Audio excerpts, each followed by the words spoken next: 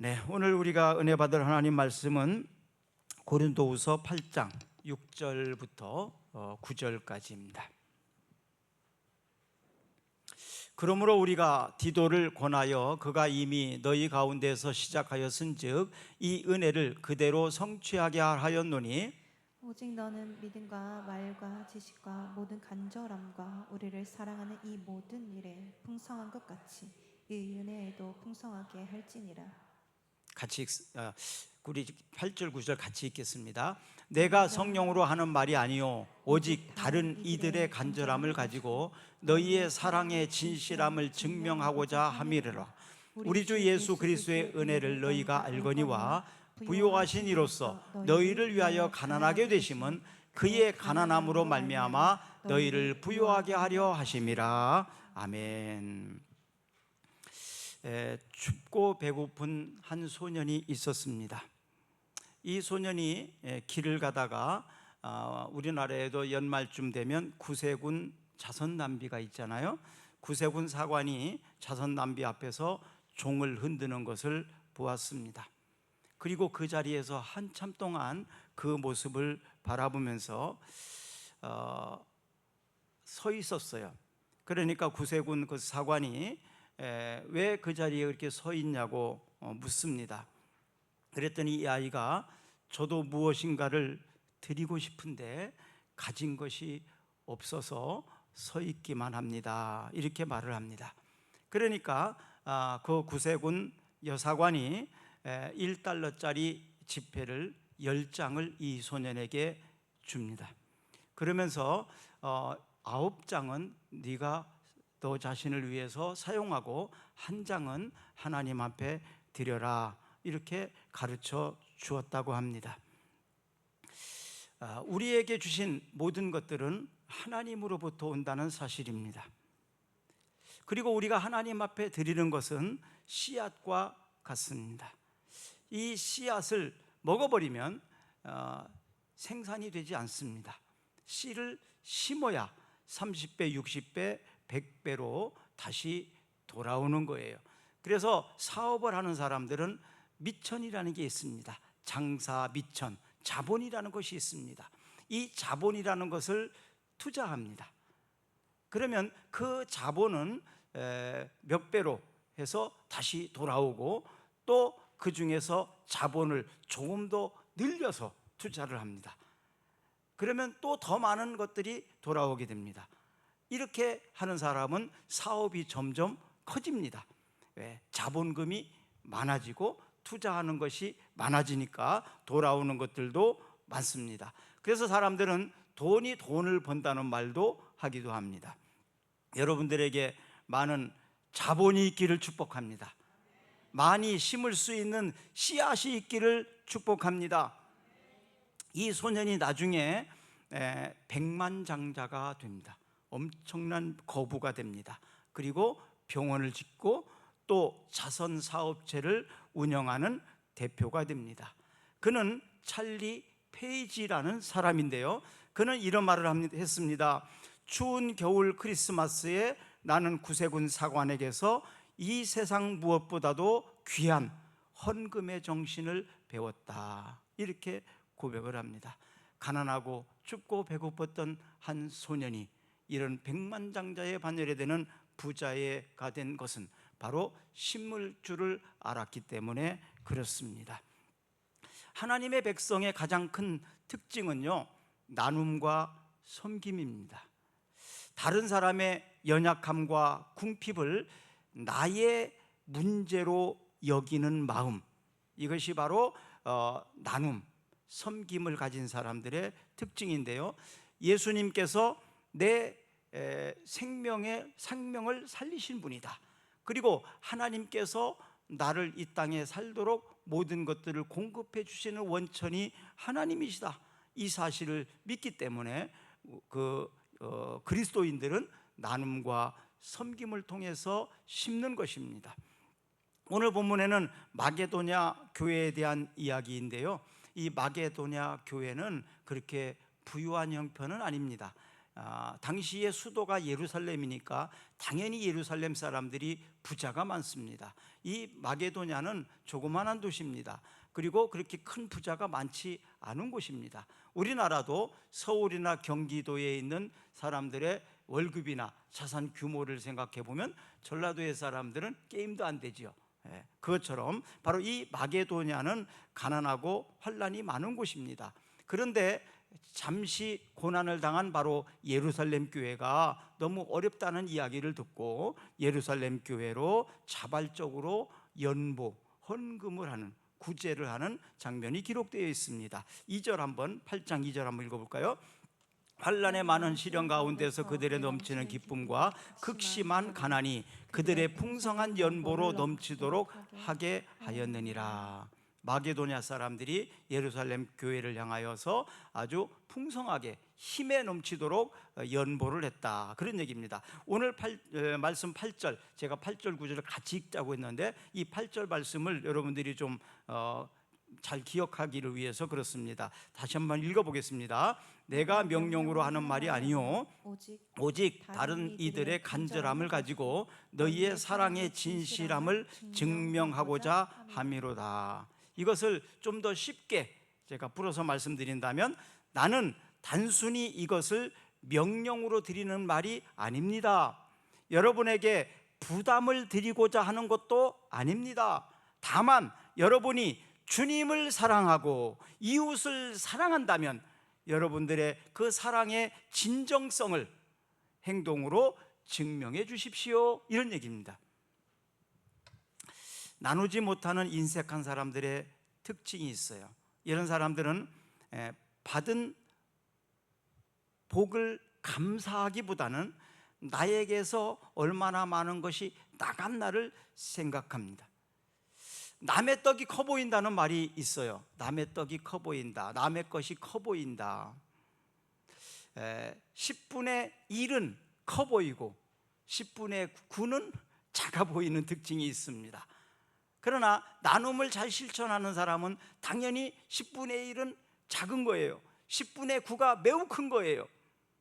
그런데 인색한 사람들의 특징은 자기가 가지고 있는 것이 얼마나 많은 줄 모르고 그것이 감사한 줄 모르고 10분의 1이 굉장히 커 보인다는 것입니다. 대전에 있을 때 제가 한 권사님이 계셨어요. 이분은 신앙생활을 참 많이 잘하고 기도도 열심히 하시는 분이었습니다. 이분이 11조를 보통 한 달에 100만 원에서 200만 원 정도 이렇게 하시는 분이었는데요. 근데 어느 날 어느 달에 헌금을 안 하셨어요, 11조를. 그래서 이상하다라고 생각을 했는데 그 다음 달에 또 안 하셨어요. 그러더니 찾아왔습니다. 그분이, 목사님, 제가 11조를 못했습니다. 그래서 왜 못했나요? 그랬더니 11조가 500만 원이 돼가지고 100만 원, 200만 원 할 땐 쉽게 했는데 11조가 500만 원이 되니까 망설여지더래요. 그래서 농에다 넣어놓고 쓰지도 못하고 그냥 있다고. 그러면서 그 말을 했다는 얘기는 뭐예요? 하겠다는 얘기죠, 이제. 그래서 기쁨으로 그분이 하시더라고요. 그리고 나서 한 1, 2년 후에 그분이 11조를 10억을 했습니다. 11조를 1억, 11조를 1억을 하셨습니다. 그럼 10억을 벌은 거죠. 그렇죠? 10억을 벌은 겁니다. 그 모습을 보면서 그런 거구나, 이게 쉬운 게 아니구나, 믿음도 있어야 되고 물질도 있어야 할 수 있는 것이구나, 이런 생각을 가졌습니다. 여러분, 자신이 가진 것을 생각하지 않고 나가는 것만 아까워하게 된다면 결국 이것이 탐욕으로 발전하게 됩니다. 탐욕에 의한 헌금은 나눔을 인정받기가 어렵습니다. 또 탐욕으로 드리는 것은 결국 뇌물이 될 수 있고요, 투자와 같이 될 수 있습니다. 뇌물이나 투자는, 이것은 헌금이 아닙니다. 이런 탐욕을 가진 사람들은 아무리 많이 가져도 풍요를 누릴 줄을 모릅니다. 어떤 사람이 가난한 사람일까요? 더 가지려고 하는 사람이 저는 가난한 사람이라고 생각합니다. 어떤 사람이 부자일까요? 나누어 주는 사람이 부자라고 생각을 합니다. 나누어 줄 수 있는 부자가 되기를 축복합니다. 나누어 줄 수 있는 물질이 있기를 축복합니다.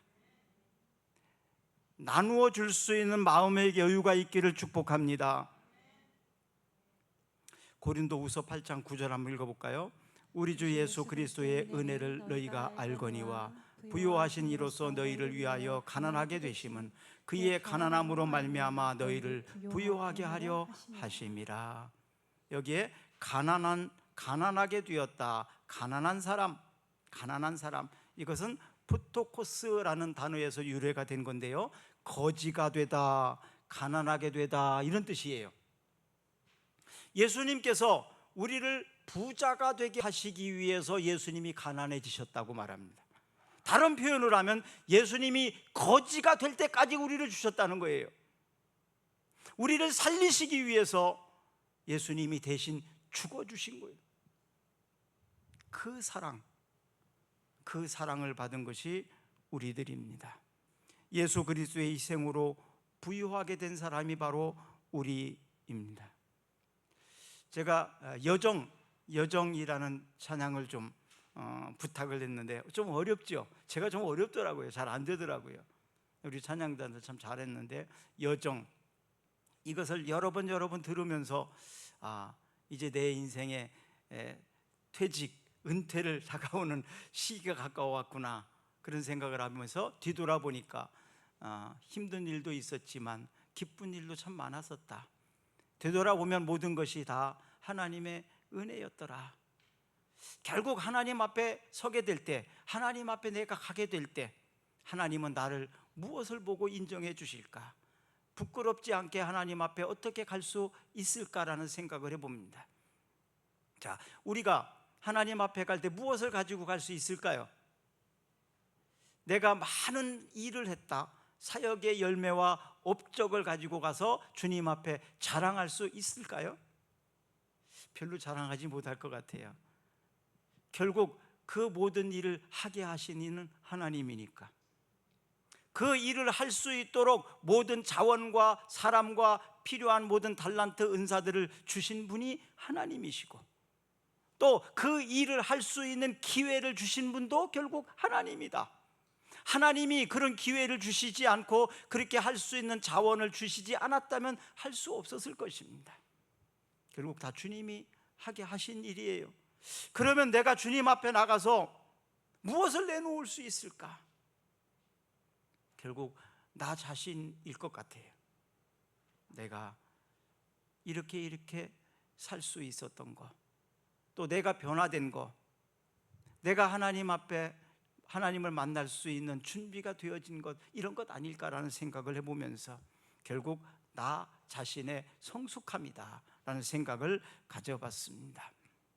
죄인을 위해서 대신 십자가에 죽으신 예수님, 바로 그 은혜를 가지고 우리는 사람들입니다. 우리를 이렇게 사랑한다 말하시네, 이렇게 사랑하시는, 그래서 하나님의 자녀가 된 것이 우리들 아니었습니까? 마게도냐 교회가 어려움 가운데에서도 그들이 헌금을 할 수 있었던 것은 바로 하나님의 사랑과 은혜를 알았기 때문에 그렇습니다. 헌금이라는 것은요, 형편에 따라서 자발적으로 하는 겁니다. 이거 억지로 인색하러 하면 절대 안 되는 것이 헌금입니다. 그것은 헌금이 아닙니다. 그건 주님이 받으실 일도 아닙니다. 어떤 사람이 그래요, 교회는 돈이 있어야 다닐 수 있다고. 아니에요. 그건 잘른 말입니다. 그건 틀린 말입니다. 하나님이 우리보다 가난할까요? 하나님 우리보다 가난한가요? 하나님 내가 주셔야만 가질 수 있나요? 아니에요. 하나님은 오히려 더 주시기 위함입니다. 믿음의 크기와 물질의 양에 따라서 드리는 것인데, 갈라디아서 6장 7절에서 9절까지 한번 읽어볼까요?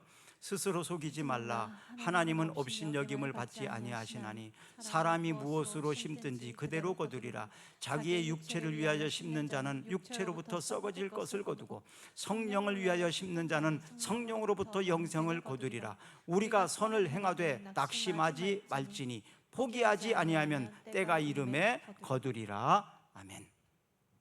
제가 강력하게 기도하는 것 중에 하나인데, 제가 어려서부터 하나님 앞에 말씀을 받았기 때문에 자신 있게 얘기할 수 있습니다. 말씀을 읽는 가운데 너의 인생을 살아가는 동안 너의 주머니에서 돈이 떨어지지 않게 하시겠다고, 돈으로 말미암아 부끄러움 당하는 일이 없게 해주시겠다고 하신 약속입니다.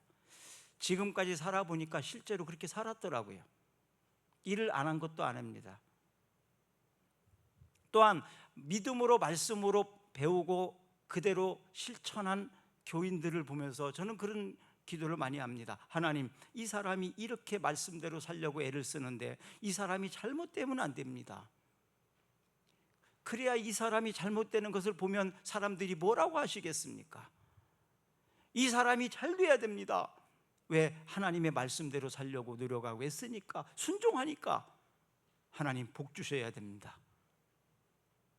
그래야만 저도 계속 가르칠 수 있고, 또 사람들이 하나님의 약속의 말씀대로 살았더니 이렇게 복을 받았다라고 간증할 수 있지 않겠습니까? 사랑하는 여러분, 부자가 되기를 바랍니다. 잘 되기를 바랍니다. 그래서 많은 사람들 위해서 좀 나눠줄 수 있는 사람이 되기를 바랍니다. 선한 영향력을 끼치는 사람이 되기를 원합니다. 선한 일을 많이 하시기를 축복합니다. 고린도후서 9장 6절에서 8절 또 한번 읽어볼까요? 이것이 곧 적게 심는 자는 적게 거두고 많이 심는 자는 많이 거둔다 하는 말이로다. 각각 그 마음에 정한 대로 할 것이요 인색함이나 억지로 하지 말지니 하나님은 즐겨내는 자를 사랑하시느니라. 하나님이 능히 모든 은혜를 너희에게 넘치게 하시나니 이는 너희로 모든 일에 항상 모든 것이 넉넉하여 모든 착한 일을 넘치게 하게 하려 하심이라. 여기에 보면 모든 일에 모든 것이 항상 넉넉하게, 굉장히 강조를 많이 하고 있죠. 사도 바울은 그래서 사역을 하는 일에 있어서 사역을 하려면 따라다니는 것이 돈이 필요하지요. 그러나 바울이 살해를 받지 않았습니다. 왜 살해를 받지 않았냐 하면, 내가 월급 받고 살해를 받기 위해서 이 일을 한다고 사람들이 오해를 받지 않기 위해서입니다. 그래서 바울은 월급을 받지 않고 자원봉사로 일을 했어요. 그래서 가끔 이렇게 주는 헌금이나 선교비를 통해서 일을 하다가 돈이 떨어지면 어떻게 해요? 그럼 일합니다. 바울은 공부를 많이 한 사람이지만 이스라엘 사람들의 교육의 특징이 있는데요, 하나는 전공이에요. 네가 평생 먹고 살 일, 그 일을 하게 합니다. 또 부전공이 하나 있어요. 뭐 천막을 만드는 일이나 자동차를 수리하려나 이런 기술적인 일들입니다. 바울은 공부하는 일에 전념했지만 그가 한 기술이 뭐냐 하면 천막을 만드는 일입니다. 텐트, 천막을 만드는 일을 배웠어요. 그래서 바울이 복음을 전하다가 돈이 떨어져서 일을 못하게 되면 아르바이트를 했어요. 천막 만드는 사람한테 가가지고 알바를 했어요. 그래서 돈을 벌어가지고 또 그거 가지고 사역을 합니다. 떨어지면 또 가서 일합니다. 그리고 선교비가 좀 많이 들어오면 일 안 해도 되니까 열심히 복음 전하는 일에 전념합니다. 그러다 만난 사람이 바로 브리스길라와 아굴라예요. 이 사람들은 천막 사업을 하는 사람들입니다. 바울을 알바로 썼던 사장님이에요. 그분들도 이 복음을 듣게 되고 그들이 평생 바울 옆에서 생명과 같이 섬겼던 사람이 바로 브리스가와 아굴라 같은 사람입니다. 하나님이 우리에게 필요한 것을 알고 계십니다. 하나님이 우리에게 물질이 얼마나 필요한지 알고 계시고, 하나님께서 우리가 건강이 얼마나 필요한지 알고 계시고, 하나님은 우리가 어떻게 무엇이 필요한지 다 알고 계세요. 그 하나님이 넉넉하게 약속을 하고 계십니다. 그래서 우리가 그것이 목적이 되어서는 안 된다는 거예요. 돈이 목적이 되어서는 안 됩니다. 돈은 수단일 뿐입니다. 목적을 돈으로 삼고 사는 사람은 결국 불행할 수밖에 없어요. 여러분들이 가는 길에 바울처럼 필요를 채우시는 공급하시는 은혜가 있기를 바랍니다. 저에게 주님이 부르셨던 것처럼 여러분들에게도 필요를 채워주시는 은혜가 있기를 축복합니다. 제가 돈을 안 번다고 해서 가난한가요? 안 가난한 것 같죠? 필요하면 저도 일할 수 있어요. 그런데 그것보다도 하나님의 일이 우선이라는 걸 생각하기 때문에 하지 않는 거지요. 자, 초대교회가 보여준 재물의 나눔은 어떻게 시작된지 아십니까? 소유욕이라는 본능을 뛰어넘는 성령의 충만함이 있었다. 한마디로 말하면 이렇게 말하고 싶어요. 그들은 소유욕을 초월할 수 있었다. 본능을 초월하는 마음을 가졌다. 그것은 성령 충만이 가져다 준 은혜입니다. 사도행전 2장 43절부터 47절까지 한번 읽어볼까요? 사람마다 두려워하는데 사도들로 말미암아 기사와 표적이 많이 나타나니 믿는 사람이 다 함께 있어 모든 물건을 서로 통용하고 또 재산과 소유를 팔아 각 사람의 필요를 따라 나눠주며 날마다 마음을 같이하여 성전에 모이기를 힘쓰고 집에서 떡을 떼며 기쁨과 순전한 마음으로 음식을 먹고 하나님을 찬미하며 또 온 백성에게 칭송을 받으니 주께서 구원받는 사람을 날마다 더하게 하시니라. 이들이 성령 충만함을 갖게 되어지니까 각 사람들이 물건을 서로 통용했대요. 이것은 내 거 네 거를 따지지 아니하고 서로 막 나누어 줬다는 얘기입니다. 심지어는 막 물건을 팔아서 사다가 섬겼다. 땅을 팔기도 하고 막 그래서 섬겼다는 얘기입니다. 왜 그랬을까요? 그것이 더 기뻤기 때문에, 그것이 더 행복을 가져다 주었기 때문에 그렇습니다. 돈을 빌리러 다니는 것이 얼마나 어려운 건지 저는 많이 봐와서 알아요. 없어서 구걸하고 빌려야 되고 이게 얼마나 힘든지 몰라요. 그런데 여러분, 가만히 한번 생각을 해보십시오. 가장 돈이 많으신 분이 누굴까요? 또 그것을 아무런 조건 없이 주실 수 있는 분은 누굴까요? 부모의 재산은 자식이 쉽게 가져다 쓸 수 있다고 그러죠. 부모의 재산은 자식이 잘 갖다 쓸 수 있어요. 하나님의 자산은 하나님의 자녀들이 가져다 쓸 수 있지 않겠습니까? 어떤 조건을 걸면서 줄까요? 하나님이 우리를 향한 사랑이 그 정도일까요? 아니에요. 그렇다면은 사람들에게 가서 그렇게 구차하게 얘기를 하고 호소하고 하소연하고 이게 얼마나 어려운 일입니까? 그걸 하나님 앞에 하면 안 될까요? 하나님 앞에 하면 안 될까요? 그럼 왜 하나님 앞에 안 할까요? 그럼 이렇게 묻고 싶어요. 안 믿어지니까? 안 줄 것 같으니까? 그럴까요? 제가 경험한 바로는 저도 처음에 교회를 개척했을 때 옥천 배창용 전사님 있는 자모리에서 땅을 사다가 제가 이제 개척할 때 땅을 사서 들어갔으니까 땅을 사가지고 건물까지 하는 조금 부족했어요. 그래서 좀 대출을 받으려고 하니까 담보가 필요하더라고요. 근데 보증서는 그때는 보증 시대니까 보증 안 서주려고 하더라고요. 보증을 서줄 것 같은 사람한테 찾아갔다가 퇴짜 맞고 돌아오면서 제가 얼마나 울었는지 몰라요. 내가 돈을 달라는 것도 아니고 보증 서서 좀 빌려서 내가 갚을 건데. 그래서 그 다음에 제가 그때 결심한 게 그거였습니다. 절대 사람들한테 돈 얘기 안 하리라. 절대 사람들한테 돈 빌리지 않을 것이다. 그 이후에 사람들한테 그렇게 해본 기억이 없습니다. 지금도 마찬가지고 앞으로도 그럴 것입니다. 하나님이 주신 것에 감사하고 만족하고 자족하고, 또 주시면 많이 일하고 적으면 적은 대로 일하고, 그렇게 살기로 저는 결단을 했습니다. 그렇다고 해서 제가 가난하게 살고 있지 않지 않습니까? 누릴 거 다 누리고 사는 것 같지 않아요? 우리 박 집사님. 그렇죠? 시간, 돈만이 아닙니다. 저는 시간도 마찬가지고, 뭐 취미도 마찬가지고, 내가 하는 일에도 마찬가지고, 저는 하고 싶은 대로 다 하고 삽니다. 하나님이 주신 은혜인 줄로 믿습니다. 하나님이 주신 선물인 줄로 믿습니다.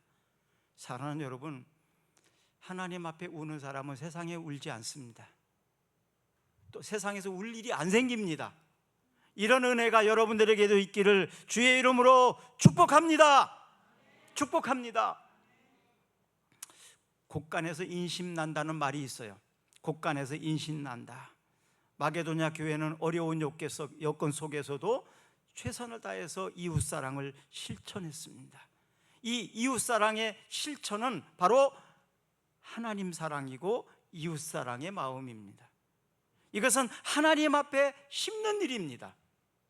하나님 앞에 심으면 30배, 60배, 100배로 돌아온다는 사실을 믿으시기를 바랍니다. 그리고 제발 이사야 1장 13절 꼭 기억하세요. 읽습니다. 헛된 재물을 다시 가져오지 말라. 분양은 내가 가증이 여기는 바요. 월삭과 안식일과 대회로 모이는 것도 그러하니 성회와 아울러 악을 행하는 것을 내가 견디지 못하겠노라. 헌금 가져오지 말라고 말하는 거예요. 하나님께서 억지로 가져오는 거 하지 마라. 체면 때문에 가지고 오는 거 하지 마라. 그런 얘기입니다. 저는 우리 꿈사랑교회도 그랬으면 좋겠어요. 억지로 체면 때문에 인색함으로 안 하셔도 됩니다. 하지 마세요.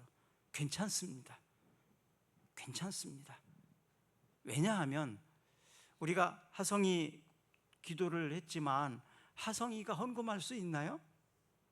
태겸이가 스스로 돈을 벌어서 헌금할 수 있나요? 못해요. 그 헌금을 기다린다는 것이 이상한 거지. 부모가 그의 아이의 이름으로 헌금할 수는 있겠죠. 믿음으로. 그러나 그 아이가 할 수 있는 일은 아무것도 없습니다. 그 아이가 예배를 제대로 드릴 수 있습니까? 찬양할 수 있습니까? 봉사할 수 있습니까? 뭘 할 수 있습니까? 어릴 때는요, 아무것도 할 수 없어요. 그냥 오기만 해도 좋은 거예요. 그렇죠? 태겸이가, 하성이가 교회 오는 것만 해도 좋은 거 아니에요? 예배 자리에 앉아서 있는 것만 해도 좋은 거 아니에요? 그것만 해도 기쁜 일입니다. 믿음이 연약한 사람이라면, 또 돈이 없는 사람이라면 그냥 와서 앉아 있는 것만 해도 하나님이 기뻐하십니다. 저도 마찬가지예요. 괜찮습니다. 아무런 부담감을 갖지 마십시오. 여러분들이 할 수 있는 물질이 있거든, 그리고 여러분들이 하고 싶은 믿음이 생기거든, 그리고 나도 뭔가를 좀 하고 싶다는 자원하는 마음이 생기거든, 그때 하시면 됩니다. 어떤 분하고 아침에 통화를 했어요. 오후에는 오늘 집례식이 있습니다. 그 예배는 못 나오더라도 오후에는 와야 됩니다. 집사니까. 그 전화를 했어요. 그랬더니 좀 이따가 전화가 왔어요. 목사님, 제가 약속 때문에 못 가서 제가 1시까지는 갈 건데요, 제가 뭐를 사가지고 가야 될까요? 다 준비됐으니까 그냥 오시라고. 다 있으니까 그냥 오시라고 제가 그렇게 말을 했거든요. 우리 주님이 동일하게 말씀하시지 않을까요? 우리 꿈사랑교회 다 있다, 그냥 와라.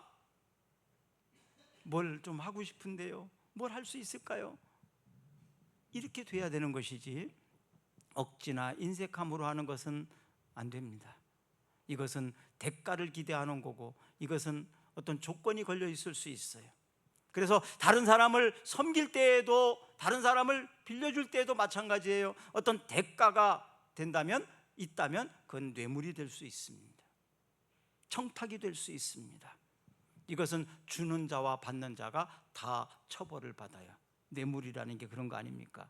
하나님께서 뇌물을 좋아하시겠습니까? 바울은 그래서 이렇게 말합니다. 사랑의 빛 외에는 다 거절하겠다고. 사랑으로 하지 않은 것은 나 안 받겠다라고 말합니다. 저도 그런 실천을 하면서 살고 있는 사람 중에 하나입니다. 사랑이 아니라면, 진정한 섬김의 마음이 아니라면 기쁘게 받을 수 없습니다. 그런 대접도 저는 받지 않습니다. 그 사랑의 섬김, 순수함이 아니라면 제가 그걸 왜 받아야 됩니까? 제가 그런 대접을 왜 받아야 됩니까? 그 불편한 음식을 왜 먹어야 됩니까? 그 불편한 돈을 왜 받아 써야 되겠습니까? 싫어요. 안 받습니다. 저도 그런데 하나님은 더하지 않겠습니까? 폴 투리니에는 이렇게 말했습니다. 우리는 받을 때 약간의 기쁨을 느낀다. 그러나 주는 것은 우리에게 얼마나 지고한 희열을 주는가. 왜냐하면 이것이 사랑이기 때문이다. 위대하신 하나님의 사랑은 요한복음 3장 16절에 기록되어 있습니다. 하나님이 세상을 이처럼 사랑하사 독생자를 주셨으니 이는 저를 믿는 자마다 멸망하지 않고 영생을 얻게 하려 하심이라. 그런데 동일하게 요한 1서 3장 16절, 요한 1서 3장 16절을 이것은 한번 같이 읽어보겠습니다. 16절에서 18절까지. 그가 우리를 위하여 목숨을 버리셨으니 우리가 이로써 우리를 사랑으로 알고 우리도 형제들을 위하여 목숨을 버리는 것이 마땅하니라. 누가 이 세상의 재물을 가지고 형제의 궁핍함을 보고도 도와줄 마음을 받으면 하나님의 사랑이 어찌 그 속에 거하겠느냐. 자녀들아, 우리가 말과 혀로만 사랑하지 말고 행함과 진실함으로 하자.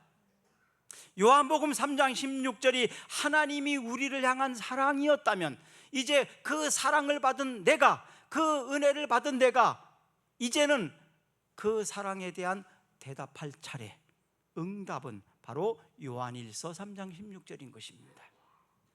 그 은혜를 안다면, 그 사랑을 안다면 이제 내가 사람들에게 진실함으로, 사랑으로 섬기며 살라는 얘기입니다. 희생이 없는 나눔은 없습니다. 사랑은 기꺼이 희생의 대가를 각오하는 것입니다. 그래서 영어로 제물이라는 말과 희생이라는 말이 같은 단어로 쓰이기도 합니다. 다윗은 희생이 없는 제물을 드리지 않았다고 사무엘하 24장 24절에 기록합니다. 읽어볼까요? 왕이 아우라나에게 이르되 그렇지 아니하다. 내가 값을 주고 내게서 살이라. 값 없이는 내 하나님 여호와께 번제를 드리지 아니하리라 하고, 다윗이 은 50세겔로 타작마당과 소를 사고. 다윗이 하나님 앞에 예배를 드리는데, 그래도 왕이니까 사람들이 막 도와줄 거 아니에요? 아니야, 이건 내가 할 거야. 그리고 값을 다 주고 샀다는 얘기입니다. 우리가 어떤 선물을 살 때, 특히 존경하고 사랑하는 사람들의 선물을 살 때 여러분 어떻게 준비하십니까? 값도 안 깎아요. 그렇죠? 굳이 깎으려고 하지 않습니다. 왜냐하면 그 선물에 대한 마음을 담고 싶은 것 때문에 그렇죠. 아, 바보처럼 좀 깎아서 사지. 아니요, 선물할 건데 그래서 안 깎습니다. 선물할 거는 바로 그런 마음, 그 진정성, 그런 마음이 들어있다는 얘기죠. 프로이드라와 에릭 프롬이라는 사람이 좀 상반된 주장을 가지고 살은 사람인데요, 프로이드는 본능적인 삶을 인간다움에 충실한 삶으로 보고 살았던 사람, 그래서 본능에 충실한 삶을 사는 것이, 이것이 행복이다 라고 말한 것이 프로이드예요. 그리고 에릭 프롬은 이런 말을 했습니다. 목적을 위해서 자신의 본능을 제어하는 것, 어떤 목적을 바라보면서 나의 감정과 기분과 본능을 제어하고 다스리면서 살아가는 것이 인간이다, 이렇게 말을 했습니다. 본능을 따라, 기분에 따라, 감정에 따라 말하고, 그렇게 하는 사람은 짐승과 같이 그냥 사는 사람입니다. 본능을 절제하고 자제하면서, 감정을 제어하면서 내 목적을 가지고 살아가는 사람이 성숙한 사람입니다. 하나님의 자녀는 어떤 사람입니까? 내 기분과 감정에 따라 하지 않는 거예요. 하나님의 말씀으로 나를 절제하고 자제하면서 그 말씀이 이끌어주는 대로 살아가는 사람이 하나님의 자녀입니다. 이런 하나님의 자녀는 하나님이 필요한 것들을 넉넉하게 공급해 주시는 분이십니다. 탐욕을 극복할 수 없다면 결국 세상 사람들과 뭐가 다르겠습니까? 오늘날 빈부의 격차가 너무나 크게 된 것은 결국 탐욕의 열매라고도 말할 수 있습니다. 초대교회는 이 탐욕을 초월하며 살았기 때문에, 소유욕을 초월했기 때문에 세상 사람들이 야, 저 사람들은 뭔가가 다르다, 이상하다, 저 사람들 욕심이 있을 텐데, 자기 것을 갖고 싶은 게 있을 텐데 왜 저렇게 하지? 서로 막 나눠주고 가져오고, 심지어는 땅을 팔아서도 막 나눠주고, 가난한 사람을 도와주고, 저 사람들은 뭐야? 그래서 그리스도인이라는 이름이 생겨났고, 사람들이 저 사람들은 훌륭한 사람이야 라고 칭찬을 했고, 또 주님께서는 그렇게 하는 모습이 너무 아름다워 보였어요. 우리도 우리의 자녀들이 그렇게 서로 막 욕심 부리지 않고 서로 나눠주고 어려움 막 도와주고, 그러면 부모의 입장에서 자식들이 그렇게 살면 얼마나 행복합니까? 뿌듯합니까? 하나님도 교회가 바로 그렇게 살기를 원하시는 거예요. 하나님도 교인들이 그렇게 살기를 원하는 겁니다. 서로 도와주고 나눠주며 욕심 부리지 않고. 그래서 초대교회를 하나님이 어떻게 하셨습니까? 부흥케 하셨어요. 믿는 자를 많게 해주셨다고 말합니다. 초대교회는 그렇게 부흥이 된 겁니다. 사람들에게 칭찬받고 주께서 교회를 믿는 자를 더하게 해주셨다는 것입니다. 누가복음 10장 27절 한번 읽어볼까요? 대답하여 이르되 내 마음을 다하며 목숨을 다하며 힘을 다하며 뜻을 다하여 주 너희 하나님을 사랑하고 또한 내 이웃을 내 자신과 같이 사랑하여 하였느니라. 이것이 바로 율법입니다. 이것을 설명하기 위해서 선한 사마리아인의 비유를 설명을 했습니다. 어떤 사람이 강도를 만났어요. 막 거의 죽게 생겼어요. 지금 피를 흘리고 있어요. 그 옆을 지나가는 제사장이 있습니다. 사람의 상태를 보니까 강도가 멀리 안 갔을 것 같아. 지금 막 당한 것 같아. 그러면 거기에 있다가 자기도 당할 것 같으니까 얼른 도망가 버렸습니다. 레위인이 지나갑니다. 역시 마찬가지로 제사장처럼 그 길을 속히 지나가 버렸습니다. 자기에게 피해가 될까 봐. 그런데 이스라엘 사람들이 증오하고 싫어했던 사마리아 사람, 미워했던 사마리아 사람이 그 현장을 봅니다. 그 강도 만난 사람을 데려다가 자기의 돈을 지불하고 치료해 줍니다. 그리고 부족하면 내가 오는 길에 다시 더 줄 테니까 잘 좀 치료해 달라고 부탁합니다. 예수님께서는 그 비유를 통해서 누가 강도 만난 사람의 이웃이겠느냐라고 말합니다. 말로는 제사장이 레위인들이 이웃이라고 하나님 사랑을 외쳤지만 그들은 강도 만난 사람의 이웃이 아니었습니다. 말과 혀로만 사랑하는 건 사랑이 아닙니다. 사마리아 사람이 이웃이라고 말합니다. 그랬더니 주께서 이렇게 말씀하십니다. 너도 가서 이와 같이 하라. 너도 다른 사람들의 이웃이 되어주라고 말합니다. 사랑하는 여러분, 먼저 그의 나라와 의를 구하면 이 모든 것을 더해 주시는 하나님, 그것을 믿으십니까? 저는 제가 세 번째 개척을 하면서 하나님 앞에 또 한 번 기도한 게 있습니다. 하나님, 제가 계획한 대로 살고 싶은데요, 그 대신에 우리의 가족을 하나님이 지켜주시고 우리의 자녀들에게 내가 돈을 벌어서 그들을 뒷바라지 않아도 살 수 있도록 해주세요. 그 기도였습니다. 그래야 내가 돈을 안 벌어도 되니까. 하나님께서 그렇게 해주고 계십니다. 그게 더 좋은 거 아니에요? 내가 열심히 벌어갖고 자식들한테 계속 뒷바라지 하는 것보다. 하나님이 책임져 주십니다. 걱정하지 마세요.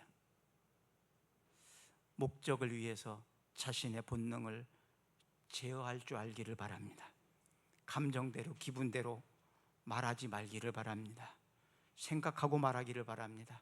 기도하고 말하기를 바랍니다. 그리고 하나님을 기쁘시게 하는 사람은 하나님이 여러분들을 책임져 주실 줄로 믿습니다. 우리 기도하겠습니다. 임금이 대답하여 이르시되 내가 진실로 너희에게 이르노니 너희가 여기 내 형제 중에 지극히 작은 자 하나에게 한 것이 곧 내게 한 것이니라. 우리를 이처럼 사랑하시는 하나님, 우리도 하나님을 사랑합니다. 이제 하나님의 사랑을 실천하며 살고 싶습니다. 하나님의 사랑을 실천하며 나눌 수 있도록 주여 우리 성도들에게 건강 주시옵소서.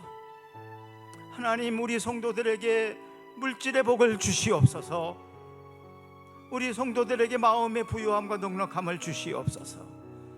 인색하지 아니할 수 있도록 소유욕에 초점을 맞추지 않고 살 수 있도록 믿음을 주시옵소서. 그리하여 많은 사람들을 나눠주며 섬기며 착한 일을 많이 할 수 있는 우리 교회와 우리 성도들이 되게 해 주시옵소서. 그래서 하나님의 은혜로 살았다고 고백하며 간증할 수 있는 초대교회와 같은 사랑이 넘치는 교회가 되게 해 주시옵소서. 우리 주 예수 그리스도의 이름으로 기도드리옵나이다. 아멘. 우리 다 같이 일어나셔서 찬양하겠습니다.